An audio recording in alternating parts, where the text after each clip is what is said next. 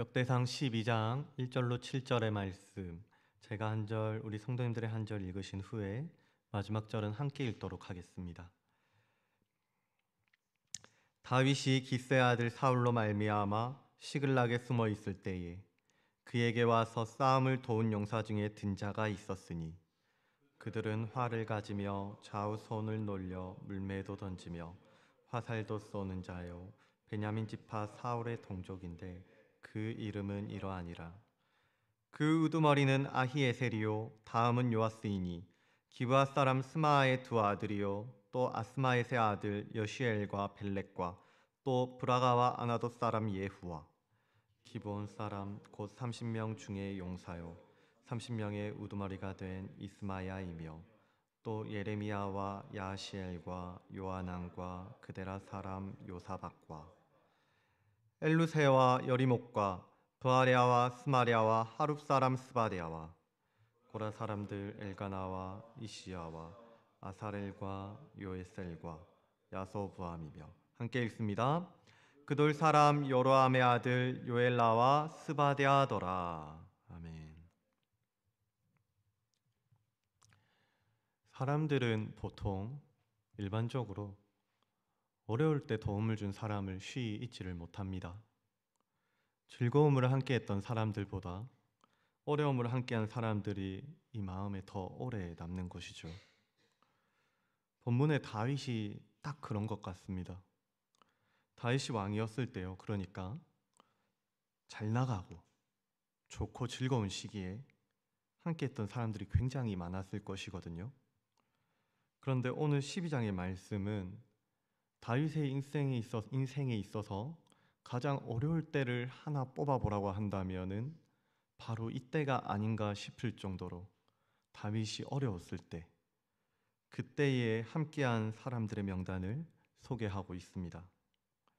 먼저 1절과 2절을 보시면 다윗이 시글락에 숨어 있을 때 합류한 용사들을 소개하고 있습니다. 역대상 12장 1절로 2절 제가 읽어보겠습니다. 다윗이 기스의 아들 사울로 말미암아 시글락에 숨어 있을 때에 그에게 와서 싸움을 도운 용사 중에 든 자가 있었으니 그들은 활을 가지며 좌우 손을 놀려 물매도 던지며 화살도 쏘는 자요 베냐민 지파 사울의 동족이라고 하는 거예요. 베냐민 지파의 사람들은 누구보다도 용맹하기로 소문이 난 사람들이었습니다. 그들은 좌우 손을 놀려 물매도 던지기도 했고요. 화살을 쏘는 것도 수준이 높았던 잘 훈련된 사람들이었습니다. 이러한 베냐민 지파 사람들이 합류했다는 소식은 다윗에게 천군만마를 얻은 것 같은 그런 느낌이었을 것인데요.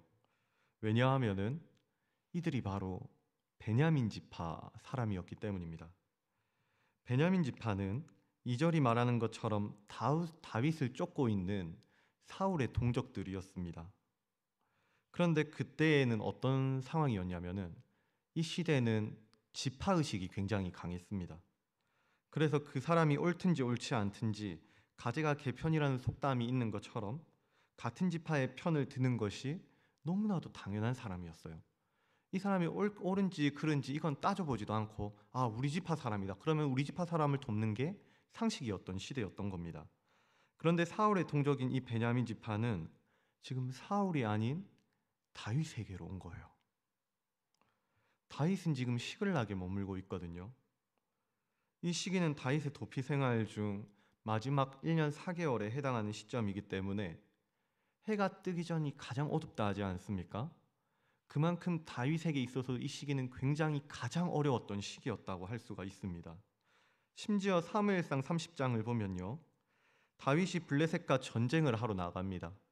근데 그 블레셋과 전쟁을 하러 나간 사이에 아말렉이 다윗의 시글락을 본진을 쳐들어옵니다. 그리고 모든 가족들을 잡아간 일이 있었는데요.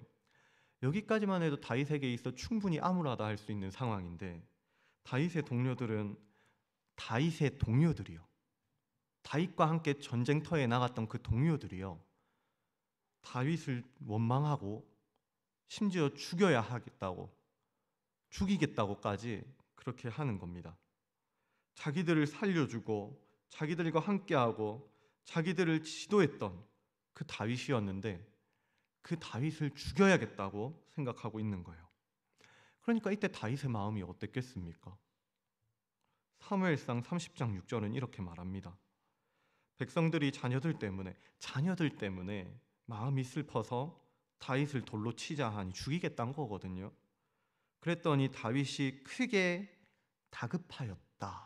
다급하였다라고 묘사를 하고 있습니다. 이 다급하였다라는 표현은요, 다윗의 도피 생활 중에서도 처음으로 등장한 단어입니다. 그러니까요, 이게 무슨 말이냐면은 다윗의 인생 중에서 이렇게 다급하고 어렵고 힘들었던 순간이 또 없었다는 얘기를 하는 거예요. 이처럼 다윗의 시글락의 시절은 너무나도 힘든 시기였는데요. 그 시기에 찾아온 사람들이 누군가 하니 바로 베냐민 지파의 사람들이었던 겁니다. 저였다면 정말 너무나도 고마웠을 것 같습니다. 제가 삼국지를 되게 좋아하는데요. 유비가 제갈량을 만났을 때 굉장히 감격스러워가지고 그렇게 제갈량 앞에 이렇게 막 찾아가가지고 감사를 표하는 장면들이 나오거든요. 근데 그 다윗의 마음이 지금 딱 이 마음이 아니었었을까 싶어요. 너무나도 고맙고 너무나도 힘이 됐을 것 같아요. 그래서 다윗도 그들의 이름을 기억하고 이렇게 명단을 남겨놓은 거겠죠. 그런데요, 이 힘들었던 시기에 합류했던 인원들이 베냐민 지파만 있는 게 아니고 또 있습니다. 역대상 12장 8절인데요. 갓사람 중에 광야에 있는 요새에 이르러 다윗에게 돌아온 자가 있었다라고 얘기를 하고 있고요. 19절에서는 다윗이 전에 블레셋 사람들과 함께 가서 사울을 치려 할 때에 므낫세 지파에서 두어 사람이 다윗에게 돌아왔다고 얘기를 하고 있습니다. 근데 20절에서 이 사람들이 어떤 사람들인가 보니까 다윗이 시글락으로 갈 때에, 그러니까 다윗이 제일로 힘들었을 때 므낫세 지파에서 그에게로 돌아온 자는 아드나와 요사박과 여디아엘과 미가엘과 요사박과 엘리우와 실르데니 다 므낫세의 천부장이라. 21절, 이 무리가 다윗을 도와 도둑대를 쳤으니, 이 도둑대가 누구냐면은 다윗이 다급하던 시절이에요. 시글락에 있으면 블레셋과 전쟁을 했을 때 아말렉이 쳐들어오는 그 시점에서요, 다윗을 도와 아말렉의 도둑들과 싸웠던 것이 바로 이 므낫세 지파의 용사들이란 거예요. 그리고 나서 그들은 다 큰 용사요 군대 지휘감이 되었더라, 이렇게 얘기하는 거죠.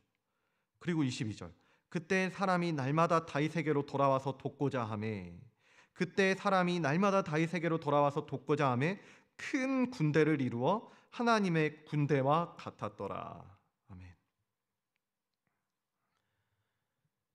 이들은 하나같이 다윗이 어려울 때 다윗을 도왔던 사람들입니다.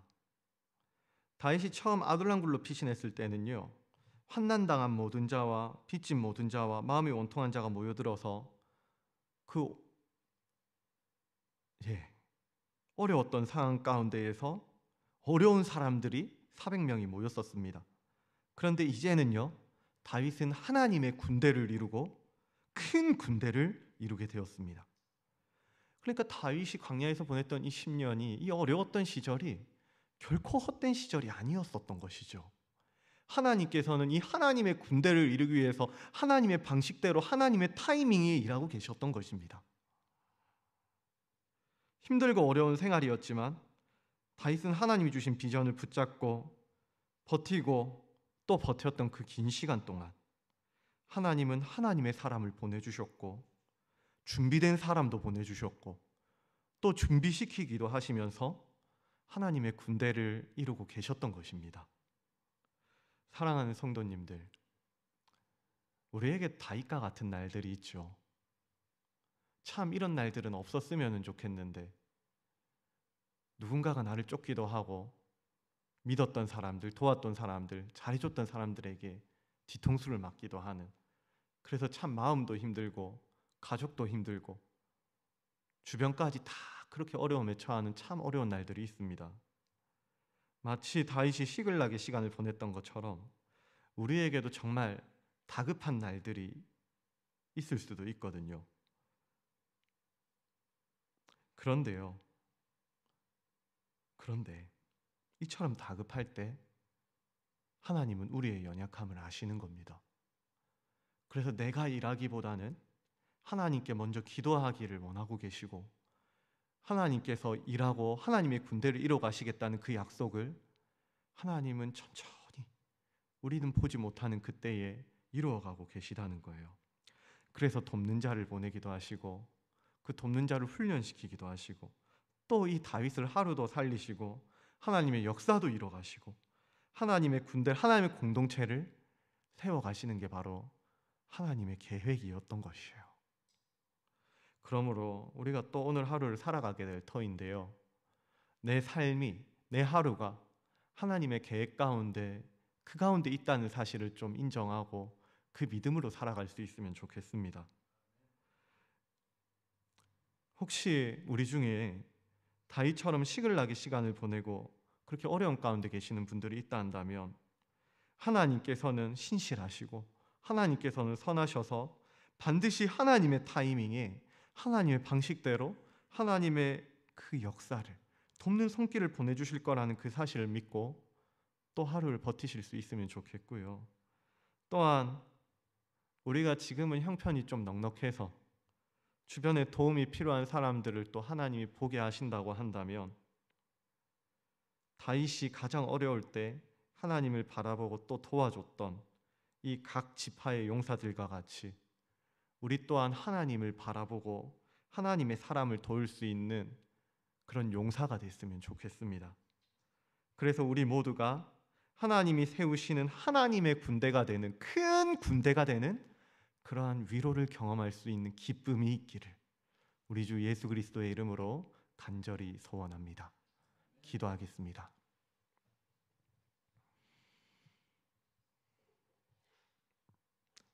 신실하신 하나님, 오늘도 우리의 영혼을 깨우시고 이 새벽을 깨우사 주님의 말씀 앞에 우리의 영혼을 세워주시니 그 은혜에 감사를 드립니다.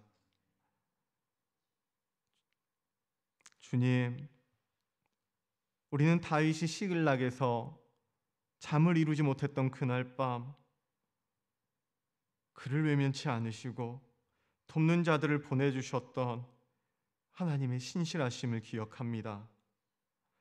사울의 동족이었던 베냐민 사람들이, 또는 멀리 북쪽에서 갓지파 므낫세 지파 사람들이 다윗을 도와주었던 것처럼 우리 인생의 시글락 같은 시간 속에서도 돕는 자를 보내시고 위로할 자를 세우사 하나님의 군대를 이루어 가시고 큰 군대를 이루실 하나님을 믿습니다.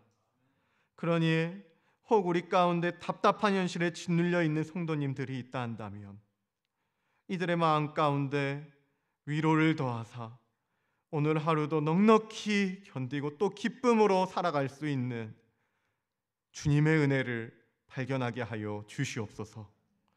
또한 시글락의 다윗을 찾아온 지파들처럼 우리 또한 누군가의 고난에 함께할 수 있는 하나님의 군대가 되기를 원하오니, 우리의 눈을 들어 하나님의 사람을 보게 하여 주시고 하나님의 위로가 되게 하여 주시며 하나님의 기쁨이 되게 하여 주셔서 하나님의 군대로 오늘도 영광스러운 하루를 살아갈 수 있는 우리 모두가 되게 하여 주시옵소서.